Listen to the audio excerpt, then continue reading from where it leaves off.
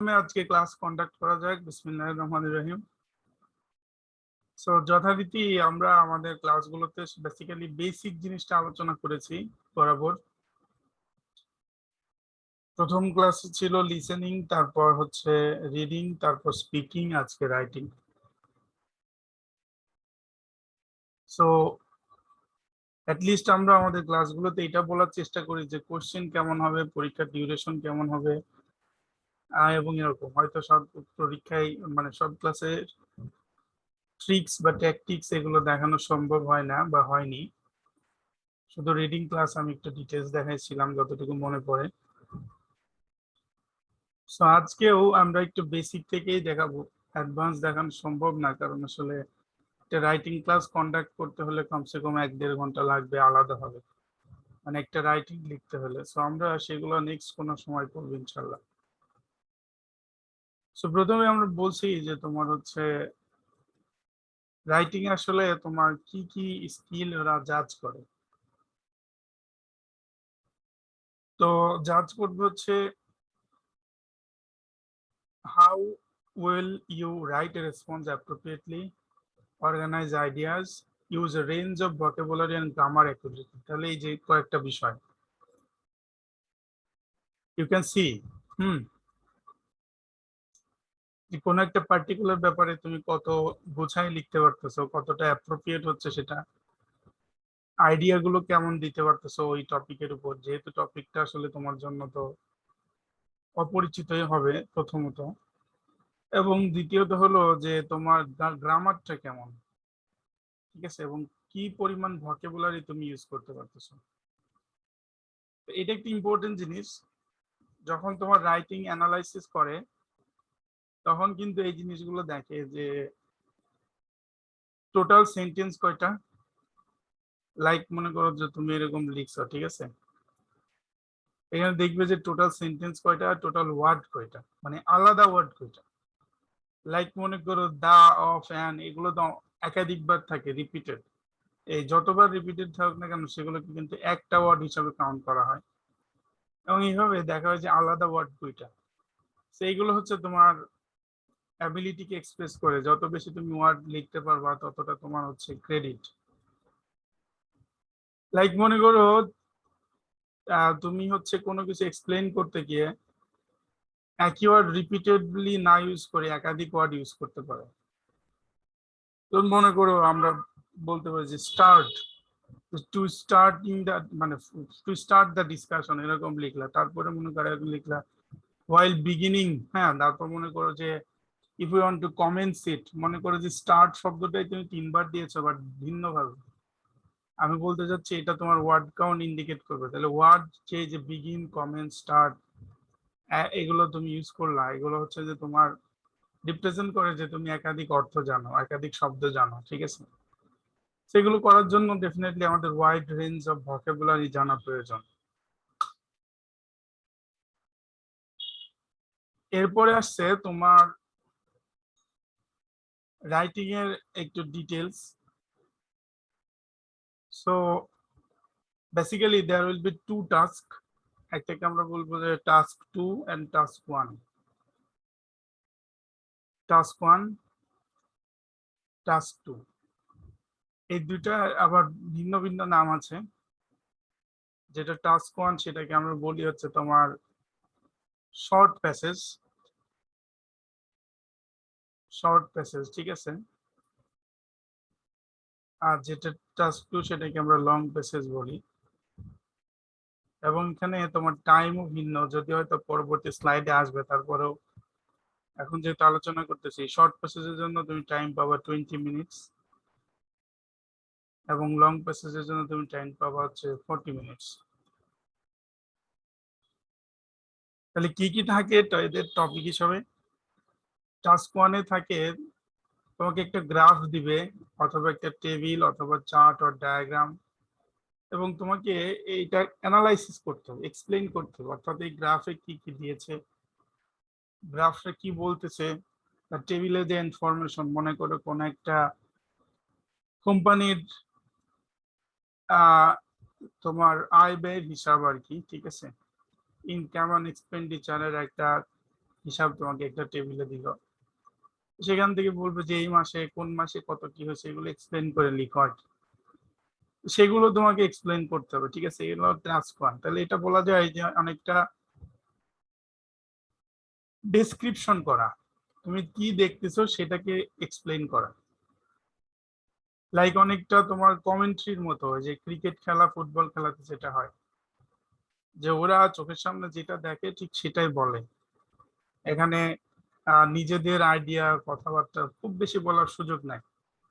কারণ মনে করো যে কোন একজন ব্যাটসম্যান 6 মারছে, তাকে তো আর 4 বলার সুযোগ থাকে না। তো এটা অনেকটা হচ্ছে জাস্ট কি দেখলা, এটা হচ্ছে টাস্ক 1।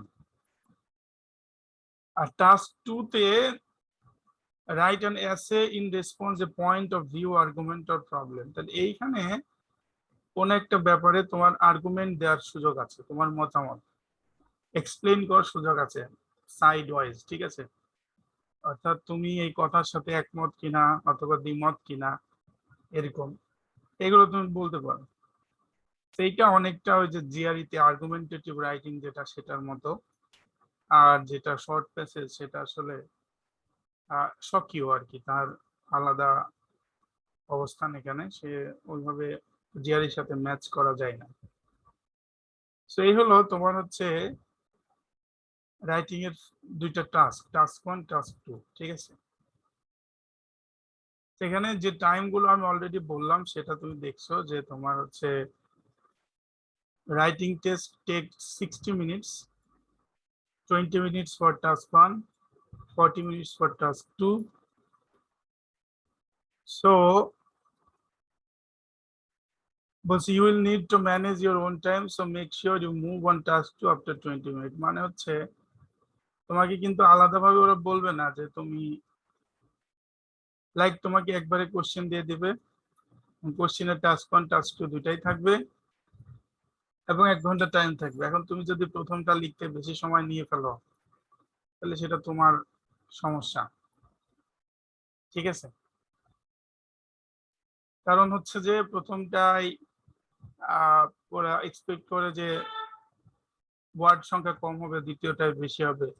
তো সেক্ষেত্রে ওইভাবে মার্কিং হয়। লাইক মনে করো এখানে বলছে যে তোমার you will be asked to write at least 150 word for task 1, তাহলে মিনিমাম 150টা ওয়ার্ড। এখন মনে করো তুমি এইটা 150 ওয়ার্ডের পরিবর্তে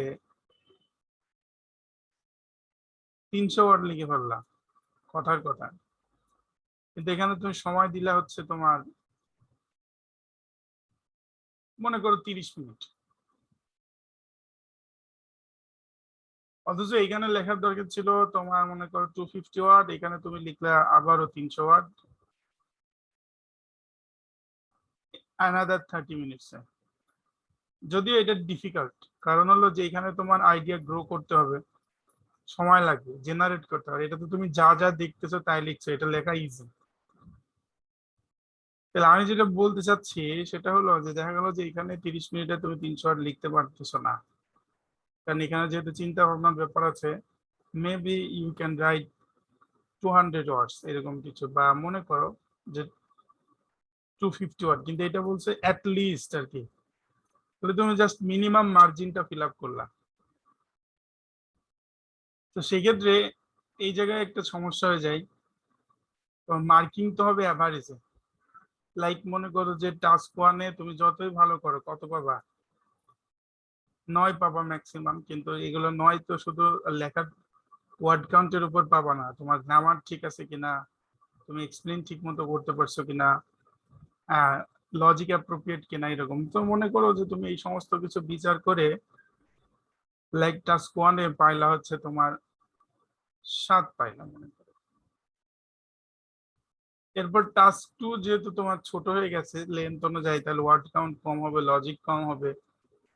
তো এখানে দেখা গেলো যে তুমি 5 পেয়ে যেতে পারো এবং অ্যাভারেজে তোমার 6 চলে আসতে পারে। এই জন্য we should maintain the time in our mind, যে এখানে কোনোভাবে যেন খুব বেশি সময় না চলে যায়। এটা একটি ইম্পর্টেন্ট জিনিস, ঠিক আছে?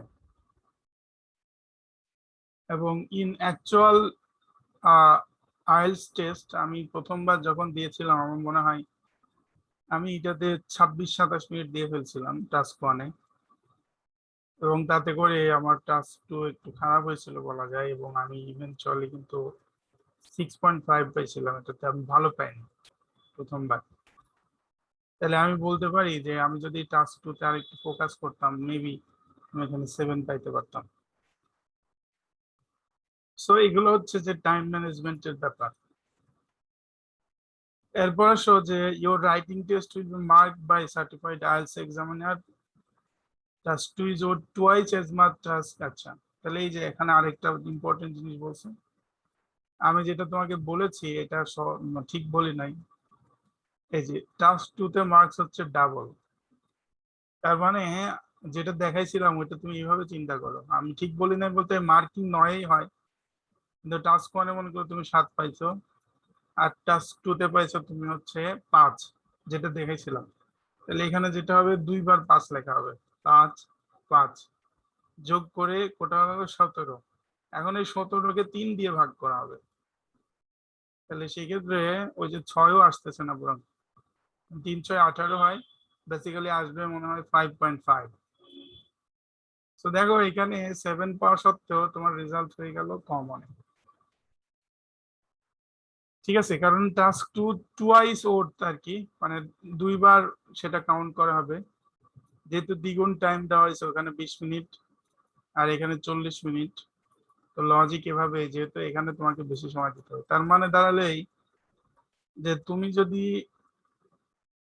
টাস্ক 2 তে বেশি সময় দাও এবং ভালো করে লিখো, আলটিমেটলি সেটা তোমার রেজাল্টকে ইমফেসিস করবে।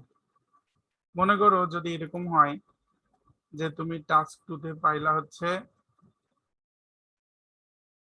সাপোজ তুমি টাস্ক 2 তে পাইছো হচ্ছে লেটস সে 7 পাইছো, আমি একটু কম করে বলছি, রাইটিং এ বাংলাদেশে 7 7.5-এর বেশি আসে না খুব বেশি।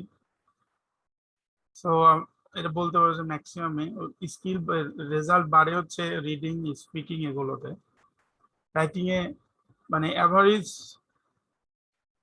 5% স্টুডেন্ট 7.5-7-এর উপরে পায়, 5 বা 10%, 100 জনে 5 জন 10 জন, অধিকাংশই এই 7-এর মধ্যে, বিলো 7।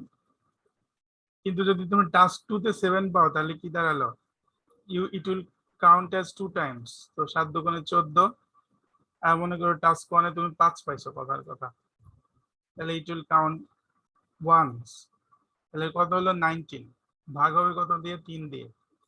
সো 3 6 18, তাহলে দেখা গেলো যে এখনো কিন্তু তোমার অ্যাভারেজ 6.5 হয়ে যাচ্ছে। কারণ তোমাদের আমি শুরুতেই বলেছিলাম যে আইএলটিএস এ কিন্তু কোনো ফ্র্যাকশন হয় না, এবং অলওয়েজ তোমার রেজাল্ট হবে সিলিং ফাংশন উপরেরটা, অর্থাৎ 6 যদি 1 সামথিং হয় সেটা কিন্তু 6.5 হবে, নিচেরটা হবে না কখনো। সেটা হচ্ছে মজার কথা, যে 3 দিয়ে ভাগ করছো না, 3 3 6 18, আর 1 থাকলো 3 দিয়ে ভাগ করলে 3 3 3 হয়, তাহলে এটা 6.5 দেখাবে। তাহলে দেখো ইউ ডিড রিলেটিভলি কি bad, very bad in task 1, খুব খারাপ করেছো কিন্তু তুমি বেসিক্যালি, কিন্তু খারাপ করা সত্ত্বেও তোমার রেজাল্ট কিন্তু এই যা পাইছো তার চাইতে অনেক বেশি দেখাচ্ছে। তাহলে এই কথাগুলো এই জন্যই বলছি যে কখনো যদি আর কি আমরা অ্যাকচুয়ালি আইএলটিএস যখন বসবো তাহলে আমরা টাস্ক 2টাকে বেশি প্র্যাকটিস দেবো, বেশি প্রায়োরিটি দিব, এটা আমাদের রেজাল্টটাকে ইনক্রিজ করার জন্য হেল্প করবে। আচ্ছা, তারপরে এসো তোমার হচ্ছে মার্ক দিবে 4টা ক্রাইটেরিয়ার উপর, যেমন আমরা বলেছিলাম হচ্ছে, এবং তাহলে এগুলো বোঝা আসলে খুব জরুরি, কারণ এই প্রত্যেকটাতেই 9-এর মধ্যে মার্ক দিবে। ঠিক আছে, like fluency, coherence, lexical resource, grammatical range and accuracy and pronunciation. তাহলে এইগুলা এই অ্যাকুরেসি প্রোনাউন্সিয়েশন একটার মধ্যেই আসতেছে। তাহলে মানে আমি একটু বলি, মনে করো যে তোমার অ্যাসিটা এটা, আচ্ছা আমরা এটা দেখাচ্ছি, আমাদের we got answer script, sample answer script. তো if you look closely over here, এইখানে এখানে দেখো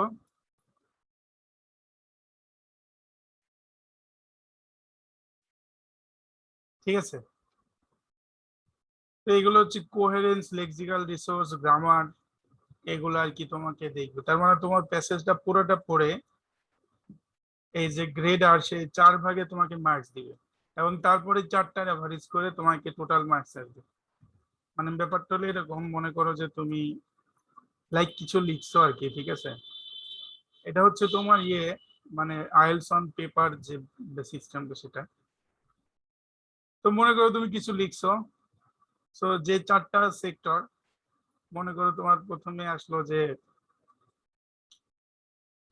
যে কি যেন প্রথম ক্রাইটেরিয়াটা কি ছিল, আমরা একটু দেখে আসি, আমি ভুলে গেলাম। এখানে টি এ দেওয়া আছে, বোঝা যাচ্ছে না পুরোপুরি। Fluency and coherence, lexical resource, grammatical range and accuracy and pronunciation, জানি না টি এ দিয়ে তাহলে কি বলছে। যাই হোক, সো মনে করো ফ্লুয়েন্সি, ফ্লুয়েন্সি মানে কি, যে তোমার আইডিয়া গুলো একের পর এক আসছে কিনা, লজিক্যালি আসছে কিনা। লাইক কথা বলতে গেলে আমরা যেমন সাজায় গুছিয়ে কথা বলতে পারলে সেটাকে আমরা ফ্লুয়েন্স বলি। কেউ যদি মনে করো কথা বলতে গিয়ে আটকে যায়, তাহলে সে তখন আমরা সেটাকে বলি হচ্ছে যে তার ফ্লুয়েন্সি নাই, ঠিক আছে। তাহলে এই কথাগুলো রিজনেবল আসছে কিনা, তাহলে প্রথমে সে শুধু এটা দেখবে, আর কোনো কিছু চিন্তা করবে না তোমার গ্রামার ঠিক আছে নাকি ভুল আছে, কিচ্ছু দেখবে না। একবার এইভাবে পড়বে, শুধু দেখবে যে লজিক্যাল গুলো কথাগুলো পর পর পর পর পর পর আসছে কিনা। অর্থাৎ যে একটা ছবি ছিল, মনে করে ছবিটা তুমি সুন্দরভাবে এক্সপ্লেইন করে আসছো কিনা, একদম বরাবর আগাগোড়া, হ্যাঁ। তো মনে করো যে you did this part fluency, মনে করো তুমি এখানে তুমি, সে মনে করলো যে তুমি খুব ভালো করছো, সামান্য প্রবলেম ছাড়া তোমাকে 8 দিয়ে দিল। এরপর আসবে কোহেরেন্স। সো কোহেরেন্স কি জিনিস, যে তুমি কথাগুলো ঠিকঠাক লিখছো, ওকে ডান, যে কথাগুলো রিলেটিভ কিনা। অর্থাৎ মনে করো যে সামঞ্জস্য আছে কিনা কথার মধ্যে। লাইক একটা চার্ট তোমাকে এক্সপ্লেন করতে বলছে, তুমি সিরিয়ালে আসতেছো কিনা, যে প্রথমে এইখানে, তারপরে এইখানে, তারপরে এইখানে, তারপরে এইখানে, তারপর পুরোপুরি সিরিয়াল মেনটেন করতেছো কিনা, নাকি তুমি প্রথমে এটার কথা বলছো, তারপর নিচের কথা বলছো, তারপর মাঝখানে কথা বলছো, এরকম গুলাই ফেলছো, ঠিক আছে। তুমি খেয়ে হারিয়ে ফেলছো কিনা, কথা তুমি স্পিডে বলছো, ঠিক আছে, ওকে ডান। সব কথা বলছো, তার মানে তোমার ফ্লুয়েন্সি ওকে। কিন্তু তুমি দেখা গেলো কোহেরেন্সে খেয়ে হারিয়ে ফেলছো, কথাগুলো তালগোল পাকাই ফেলছো, আগের কথা পরে, পরের কথা আগে, এরকম বলছো। তো এখানে তোমার মনে করো যে মার্কস খুব কমে গেল, লাইক 5। এরপর আসবে lexical resource. So lexical resource means হচ্ছে তোমার ওয়ার্ড কাউন্ট। তো তখন সে দেখবে যে শুধুমাত্র ওয়ার্ড দেখবে, যে তোমার কয়টা ওয়ার্ড, তুমি মনে করো যে 150টা ওয়ার্ড টোটাল লিখছো, ইন্ডিভিজুয়াল ওয়ার্ড কয়টা। এগুলো নিজেরা যখন প্র্যাকটিস করবা, তখন তুমি এভাবে একটু দেখবা যে তোমার ইন্ডিভিজুয়াল ওয়ার্ড কয়টা হচ্ছে, ঠিক আছে। মনে করে আমি, যার, ওয়াজ, ওয়ার, এগুলো তো তুমি একাধিকবার লিখো, ঠিক আছে। একাধিকবার লিখলে তো আর হলো না, মানে মানে সরি, হলো না বলছি, এটা ওয়ার্ড কাউন্ট বাড়াবে না তোমার আর ইন্ডিভিজুয়াল ওয়ার্ড। সো মনে করে এমন হতে পারে যে কেউ 200টা ওয়ার্ড লিখছে টোটাল, তার মধ্যে তার ইন্ডিভিজুয়াল ওয়ার্ড 100টা। আবার এমন হতে পারে যে কেউ 200টা ওয়ার্ড লিখছে টোটাল, তার মধ্যে তার ইন্ডিভিজুয়াল ওয়ার্ড হচ্ছে মাত্র 50টা, এরকমও হতে পারে। তাহলে ডেফিনেটলি যার ওয়ার্ড কাউন্ট বেশি তার মার্কস বেশি হবে, এখানে সহজ কথা, একদম লজিক সহজ, এখানে অন্য কোনো কারিগরি নাই, ঠিক আছে। তাহলে মনে করো যে তুমি একই কথা বারবার লিখছো, like from the picture, from the picture, from the picture, এই কথা বারবার লিখছো, ঠিক আছে। From the picture we see that, এই বলে তারপর আবার again from the picture, again from, মানে একই কথা বারবার বলছো। সো তাহলে কি দাঁড়ালো, তোমার ওয়ার্ড কাউন্ট কমে যাবে এবং ন্যাচারালি মার্কস কম আসবে। সো লাইক মনে করো যে তোমার লেক্সিক্যাল রিসোর্সে মার্কস আসলো 5 বা 6, কথার কথা, কিন্তু তুমি কিন্তু ফ্লুয়েন্সিতে অনেক ভালো করছে। এরপরে আসো মোস্ট ডেডলিয়েস্ট পার্ট হচ্ছে গ্রামার। এখন সে একদম এর মতো দেখবে যে গ্রামাটিক্যাল কোনো মিস্টেক আছে কিনা, যেমন যত ধরনের মিস্টেক থাকার কথা, অর্থাৎ টেন্স ঠিক আছে কিনা, তোমার আর্টিকেল ঠিক আছে কিনা, তারপরে তোমার পার্টস অফ স্পিচ ঠিক আছে কিনা, সিঙ্গুলার প্লুরাল মিস্টেক আছে কিনা। হ্যাঁ, সিঙ্গুলার প্লুরাল মিস্টেক মনে করো যে হি এর পরে কাম দিয়ে রাখছো, হ্যাঁ এস বাই এস যোগ করো না, এরকম কিছু কথার কথা। হ্যাঁ, সেই সব জিনিসগুলো পুরোপুরি দেখবে, অ্যাক্টিভ প্যাসিভ ভয়েস দেখবে, এই সব কিছু জিনিস দেখবে। এবং তখন দেখা গেল যে মনে করো যে ইউ ডিড রিজনেবলি ওয়েল, মনে করো তোমার গ্রামার ভালো, তো তুমি মনে করো যে এখানে 7 পাইলা। তাহলে এই যে 4টা মার্কস, 8, 5, 6, 7, ঠিক আছে, যে 5, 6, 11 আর 7, 18 আর 8 হচ্ছে তোমার 26। সেই 26কে তোমার ভাগ করাবে 4 দিয়ে। সো কত আসলো তাহলে তোমার 4, 6, 24, তখন আসবে এখান থেকে 6.5। এবং এইটা আসবে যে তোমার হচ্ছে ইন্ডিভিজুয়াল, তোমার হচ্ছে মার্কিং, ইন্ডিভিজুয়াল মার্কিং, ঠিক আছে। মানে মনে করো যে টাস্ক 1-এ তুমি 6.5 পেলা, এই হলো ঘটনা। তাহলে দেখো, যখন আমাদেরকে প্র্যাকটিস করতে হবে, আমরা তো সবাই এগুলো তো প্রিলিমিনারি ক্লাস, তো তখন তাহলে তোমার এই ব্যাপারগুলোর দিকে খেয়াল রাখতে হবে, ঠিক আছে। লাইক কথাগুলো কোহেরেন্স হচ্ছে কিনা, ফ্লুয়েন্সি ঠিক আছে কিনা। এগুলো যদি তুমি না জানো, শুধু গ্রামার নিয়ে চিন্তা করো, তাহলে তো হলো না, ঠিক আছে। তোমাকে, তুমি যদি ভিতরের কথা না জানো, অলওয়েজ চিন্তা করে যে আচ্ছা গ্রামার গ্রামার গ্রামার, ওকে গ্রামার, কিন্তু গ্রামার কিন্তু একটা পার্ট অনলি, ঠিক আছে, 4টা পার্টের একটা পার্ট। তুমি যদি গ্রামারে 9ও পাও এবং বাকিগুলোতে খারাপ করো, তাহলে তোমার কিন্তু খারাপ করার সম্ভাবনা অনেক। লাইক তুমি গ্রামারে 9 পাইলা আর বাকি সবগুলোতে 5 পাইলা, তাহলে কত হবে? 3, 5, 15 আর 9, 24, ভাগ করলে 4 দিয়ে 6 পাইলা। তাহলে কই 9 কই 6, আকাশ পাতাল পার্থক্য। 6 হচ্ছে একদম মানে বলা যায় যে মিনিমাম অ্যাকসেপ্টেন্সি লেভেল, যেটা 6 বলে সবাই, যে 6 লাগবে মিনিমাম। আর 9 হচ্ছে এক্সপার্ট, আকাশ পাতাল পার্থক্য। তাহলে এই জন্য তোমাকে আসলে এই সবগুলো জিনিস খেয়াল রাখতে হবে, ঠিক আছে। এটা হচ্ছে কিসের জন্য? তোমার হচ্ছে পেপার বেস আইএলটিএস এর যে স্যাম্পল, সেটাতে এগিয়ে যে এইরকম তোমাকে পেজ দিবে, ইউ ক্যান সি। এই 2 পেজের মধ্যে তোমাকে লিখতে হবে, তার মানে খুব বেশি লেখারও সুযোগ নাই। পার্ট 1-এ বিশেষ করে টাস্ক 1, যেখানে এখানে, এবং এখানে যদি তুমি সুন্দর করে লিখো, তাহলে হয়তো 250টা ওয়ার্ড বা এরকম কিছু অ্যাড করা আসবে সর্বোচ্চ। লেখা ছোট হলে আর একটু ভালো, যদি হাতের লেখার কথা বলছি আমি অবশ্য। এখানে একটা স্যাম্পল যে এরকম করে সে লিখছে আর কি, ঠিক আছে।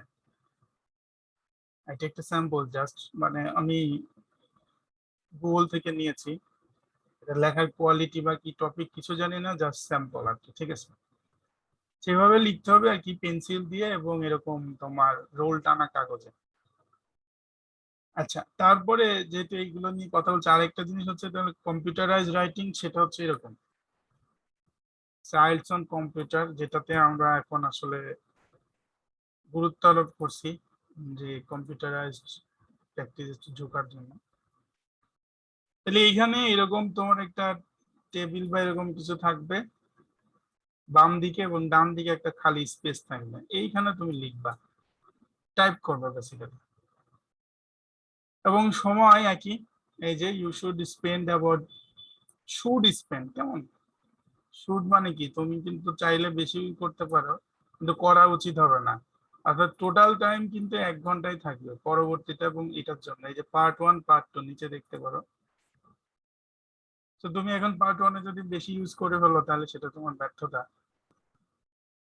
কারণ ওরা কিন্তু 2টা মিলে 1 ঘন্টা টাইম দিছে তোমারে, আলাদা আলাদা ভাবে বলবে না। এটাও তোমার একটা টেস্ট, যে তুমি আসলে তোমার টাইম ম্যানেজমেন্টটা ঠিক মতো করতেছো কিনা, ঠিক আছে। এখন তুমি এভাবে লিখবা যে তোমার হচ্ছে, লাইক তুমি দেখতে পারো যে এখানে যে এরকম লিখছে, হ্যাঁ, এবং তুমি দেখতে পাচ্ছ যে এটা একটা তোমার টেস্ট 2, মানে টাস্ক 2 ছিল, পার্ট 2।